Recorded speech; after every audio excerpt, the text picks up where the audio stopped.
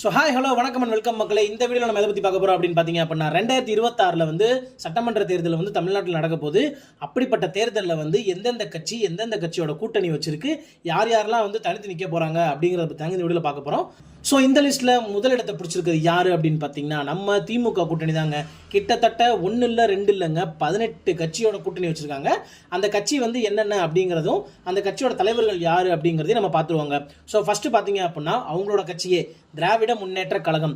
இதோட தலைவர் யார் அப்படின்னு பார்த்தீங்கன்னா மு.க. ஸ்டாலின் அவர்கள், இன்றைய முதலமைச்சர். ஸோ இவங்களோட கூட்டணியில் யார் யார் இருக்காங்க அப்படின்னு பார்த்துருவோம். ஸோ ஃபர்ஸ்ட் இதில் வந்து கூட்டணியில் இருக்கிறது யார் அப்படின்னு பார்த்தீங்கன்னா மனிதநேய மக்கள் கட்சி எம்.எச். ஜவஹருல்லா அப்படிங்கிறவர் வந்து தலைவராக இருக்காரு. அதுக்கடுத்து பார்த்தீங்க அப்படின்னா முக்குளத்தோர் புலிப்படை நம்ம நடிகர் கருணாஸ் அவர்கள் வந்து தலைவராக இருக்காரு. அதுக்கடுத்து பார்த்தீங்க அப்படின்னா social democratic party of India அப்படிங்கிற ஒரு கட்சி, அதுக்கு வந்து விஎம்எஸ் முகமது முபாரக் அப்படிங்கிறவர் வந்து தலைவராக இருக்காரு. அடுத்து பார்த்தீங்க அப்படின்னா இந்தியன் நேஷனல் காங்கிரஸ், இதுக்கு பார்த்தீங்க அப்படின்னா கே. செல்வ பெருந்தகை வந்து தலைவராக இருக்காரு. அதுக்கடுத்து பார்த்தீங்க அப்படின்னா Marxist communist party of India அப்படிங்கிறதுக்கு வந்து பி. சண்முகம் அப்படிங்கிறவர் இருக்காரு. அதுக்கடுத்து கம்யூனிஸ்ட் பார்ட்டி ஆஃப் இந்தியா அப்படிங்கிறதுக்கு வந்து எம். வீரபாண்டியன் வந்து தலைவராக இருக்காருங்க. ஸோ இதுக்கடுத்து யார் அப்படின்னு பார்த்தீங்கன்னா இந்தியன் யூனியன் முஸ்லீம் லீக் அப்படிங்கிறதுக்கு வந்து கே.எம். காதர் மொய்தீனுங்கிறவர் வந்து தலைவராக இருக்காரு. அதுக்கடுத்து பார்த்தீங்க அப்படின்னா ஆதி தமிழர் பேரவை அப்படிங்கிறதுக்கு வந்து ஆர். அதியமான் அப்படிங்கிறவர் வந்து தலைவராக இருக்காரு. அதுக்கடுத்து பார்த்தீங்க அப்படின்னா தேசிய முற்போக்கு திராவிட கழகம் நம்ம கேப்டனோட கட்சிங்க, இதுக்கு யார் இப்போதைக்கு தலைவராக இருக்காங்க அப்படின்னு பார்த்தீங்கன்னா பிரேமலதா விஜயகாந்த் அவர்கள். அதுக்கடுத்து பார்த்தீங்க அப்படின்னா கொங்கு நாடு மக்கள் தேசிய கட்சி, இதுக்கு யார் தலைவர் அப்படின்னு பார்த்தீங்கன்னா ஈஆர். ஈஸ்வரன் அவர்கள். அதுக்கடுத்து பார்த்தீங்க அப்படின்னா மக்கள் நீதி மையம், இதுக்கு யார் தலைவர் அப்படின்னு பார்த்தீங்கன்னா நம்ம உலகநாயகன் கமல்ஹாசன் அவர்கள். அதுக்கடுத்து பார்த்தீங்க அப்படின்னா மக்கள் விடுதலை கட்சி, இதுக்கு யார் வந்து தலைவர் அப்படின்னு பார்த்தீங்கன்னா எஸ்.கே. முருகவேல் ராஜன். அடுத்து பார்த்தீங்க அப்படின்னா மனிதநேய ஜனநாயக கட்சி அப்படிங்கிற ஒரு கட்சிக்கு வந்து தலைவராக வந்து தமிமுல் அன்சாரி அப்படிங்கிறவர் இருக்காரு. அதுக்கடுத்து பார்த்தீங்க அப்படின்னா மறுமலர்ச்சி திராவிட முன்னேற்ற கழகம் அப்படிங்கிற கட்சியில் வந்து வைகோ வந்து தலைவராக இருக்காரு. அதுக்கடுத்து பார்த்தீங்க அப்படின்னா மூவேந்தர் முன்னேற்ற கழகம், ஸோ இதுக்கு யார் தலைவர் அப்படின்னு பார்த்தீங்கன்னா ஸ்ரீதர் வாண்டையார் அப்படிங்கிறவர். அடுத்தபடியாக பார்த்தீங்க அப்படின்னா சமத்துவ மக்கள் கழகம் அப்படிங்கிற கட்சி, ஸோ இதுக்கு யார் தலைவர் அப்படின்னு பார்த்தீங்கன்னா எர்ணாவூர் நாராயணன் அப்படிங்கிறவர். அதுக்கடுத்து பார்த்தீங்க அப்படின்னா தமிழ்நாடு கொங்கு இளைஞர் பேரவை அப்படிங்கிற ஒரு கட்சிக்கு வந்து யூ. தனியரசு அப்படிங்கிறவர் வந்து தலைவராக இருக்காரு. அதுக்கடுத்து பார்த்தீங்க அப்படின்னா தமிழ்நாடு விவசாய தொழிலாளர் கட்சி அப்படிங்கிறதுக்கு வந்து பொன்குமார் அப்படிங்கிறவர் தலைவராக இருக்காரு. இதுக்கு அடுத்தபடியாக பார்த்தீங்க அப்படின்னா தமிழக வாழ்வுரிமை கட்சி அப்படிங்கிறதுக்கு வந்து டி. வேல்முருகன் அவர் வந்து தலைவராக இருக்காரு. இதுக்கடுத்து பார்த்தீங்க அப்படின்னா விடுதலை சிறுத்தைகள் கட்சி அப்படிங்கிறதுக்கு வந்து தொல் திருமாவளவன் வந்து தலைவராக இருக்காரு. ஸோ அடுத்து எந்த கட்சி அப்படின்னு பார்த்தீங்க அப்படின்னா நம்ம தமிழர் தேசம் கட்சி, இந்த கட்சியோட தலைவர் யார் அப்படின்னு பார்த்தீங்கன்னா கே. செல்வகுமார் அப்படிங்கிறவர். ஸோ இவங்க எல்லாருமே பார்த்தீங்க அப்படின்னா டிஎம்கேவோட கூட்டணி வச்சிருக்காங்க. சபபா கேட்கும் போதே வந்து தலையெல்லாம் வந்து அவ்வளோ வெடிக்கிற மாதிரி இருக்கு. ஸோ இவங்க எல்லாருமே பார்த்தீங்க அப்படின்னா 2026 சட்டமன்ற தேர்தலில் வந்து டிஎம்கேவோட கூட்டணி வச்சு தேர்தலை சந்திக்க போறாங்க. இந்த தேர்தலில் பார்த்தீங்க அப்படின்னா கிட்டத்தட்ட 130லேருந்து 140 இடங்கள் வரைக்கும் திமுக வந்து தங்களோட வேட்பாளர்களுக்கு வந்து சீட்டு கொடுப்பாங்க. மிச்சம் இருக்க இடங்கள் ஃபுல்லாவே வந்து பாத்தீங்கன்னா 28+1 29 வந்து காங்கிரஸ் கட்சிக்கு கொடுத்துருக்காங்க. அது இல்லாம மற்ற கட்சிகளுக்கு எல்லாமே வந்து 6 4 3 2ன்னு சொல்லிட்டு ஒவ்வொரு கட்சிக்கும் ஒவ்வொரு சீட்டு 2 சீட்டா கொடுப்பாங்க.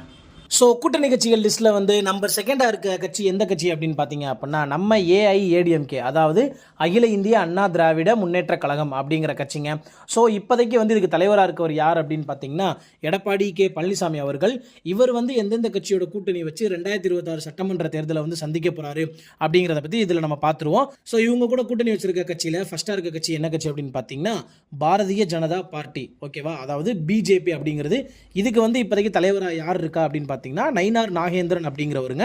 இதுக்கு அடுத்து பார்த்தீங்க அப்படின்னா அகில இந்திய ஃபார்வர்ட் பிளாக், இதுக்கு வந்து யார் தலைவராக இருக்காங்க அப்படின்னு பார்த்தீங்கன்னா பி.வி. கதிரவன் அப்படிங்கிறவர். அதுக்கடுத்து பார்த்தீங்க அப்படின்னா அம்மா மக்கள் முன்னேற்ற கழகம், இதுக்கு வந்து யார் தலைவராக இருக்காங்க அப்படின்னு பார்த்தீங்கன்னா நம்ம டிடிவி தினகரன் அவர்கள். அதுக்கு அடுத்தபடியாக பார்த்தீங்க அப்படின்னா இந்திய ஜனநாயக கட்சி, இதுக்கு தலைவராக இருக்கவர் யாருன்னு பார்த்தீங்கன்னா டி.ஆர். பாரிவேந்தர் அப்படிங்கிறவர். அதுக்கடுத்து பார்த்தீங்க அப்படின்னா பாட்டாளி மக்கள் கட்சி, இதுக்கு வந்து யார் தலைவராக இருக்காங்க அப்படின்னு பார்த்தீங்கன்னா அன்புமணி ராமதாஸ் அவர்கள். அதுக்கடுத்து பார்த்தீங்க அப்படின்னா பசும்பொன் தேசிய கழகம், இதுக்கு தலைவராக இருக்கவர் யாருன்னு பார்த்தீங்கன்னா முத்தையா அப்படிங்கிறவர்.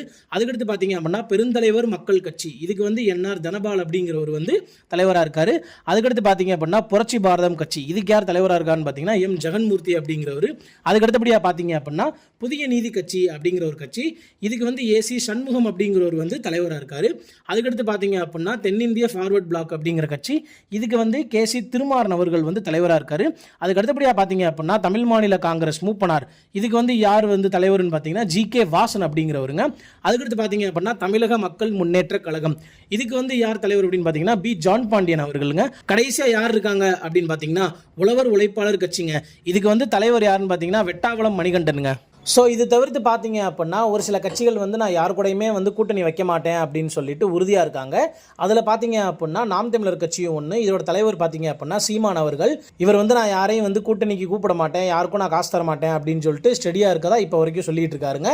இதுக்கு அடுத்தபடியாக பார்த்தீங்க அப்படின்னா நம்ம தாவேகா தலைவர் தளபதி விஜய் அவர்களோட தமிழக வெற்றி கழக கட்சி, இந்த கட்சி ஆரம்பித்தப்பயே வந்து முதல் மாநாட்டில் வந்து தாவேகா தலைவர் தளபதி விஜய் அவர்கள் வந்து முதல் மாநாட்டில் என்ன சொன்னார் அப்படின்னு பார்த்தீங்கன்னா நம்மளோட கூட்டணிக்கு வரவங்களுக்கு வந்து ஆட்சியிலும் அதிகாரத்திலும் பங்கு அப்படின்னு சொல்லிட்டு சொல்லியிருந்தார். ஆனால் இப்போ வரைக்குமே வந்து யாருமே வந்து இவர் கூட கூட்டணி வரல அப்படிங்கிறது தான் ஒரு நிதர்சனமான உண்மை. அதுக்கான காரணம் என்ன அப்படிங்கிறது நம்ம யாருக்கும் தெரியல. ஒருவேளை கூட்டணி கட்சிகள் வந்து கண்டிப்பாக வந்துச்சு அப்படின்னா 2026 சட்டமன்ற தேர்தல் வந்து தமிழக வெற்றி கழகத்துக்கு சாதகமாக வந்து கண்டிப்பாகவே அமையும் அப்படிங்கிறத நம்ம அடித்து சொல்லலாம். அதே நேரம் பார்த்தீங்க அப்படின்னா கூட்டணிக்கு யாருமே வரல அப்படின்னா தமிழக வெற்றி கழகம் தனித்து நின்று தன்னால் வந்து எவ்வளோ % ஓட்டை வந்து வாங்க முடியும், எவ்வளோ % ஓட்டை பிரிக்க முடியும் அப்படிங்கிற தன்னோட மெஜாரிட்டியை காமிக்கலாம் அப்படிங்கிறது எல்லாருமே ஒரு அறிஞ்ச விஷயங்க. ஸோ இதை தவிர்த்து பார்த்தீங்க அப்படின்னா Bahujan Samaj party, all India NR Congress, புதிய தமிழகம், இந்த 3 கட்சியுமே வந்து சட்டமன்ற தேர்தலில் போட்டிடுறாங்களா அப்படிங்கிற எந்த ஒரு விஷயமே வந்து சொல்லவே இல்லை. ஸோ இது மாதிரி பல விஷயங்கள் வந்து நீங்கள் தெரிஞ்சுக்கணும் அப்படின்னு எதிர்பார்த்தீங்க அப்படின்னா நம்ம சேனலை வந்து சப்ஸ்கிரைப் பண்ணிக்கோங்க, ஷேர் பண்ணுங்கள், லைக் பண்ணுங்கள். தேங்க்யூ.